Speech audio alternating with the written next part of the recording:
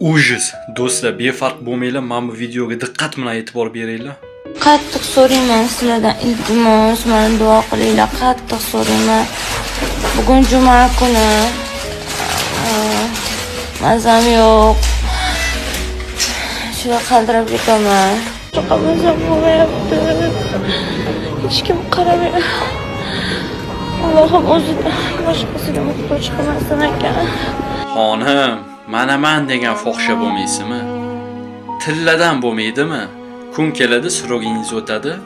Bitta kasalni orttirganingizdan keyin yon atrofingizdagi sizsiz yasholmayman deyapkanlar, sizsiz yashagisi kelib qoladi. Keyin nima qilasiz? Xudoga yolvorib so'raysiz, dardimga shifo bergin deb. Xuddi bu gapingiz ishlamay turib, oylik so'rayotgan insonga o'xsharkan. Do'stlar, sizlar duo qilgan bo'larmidinglar? Kommentariyaga o'z fikringizni yozib qoldirib ketinglar.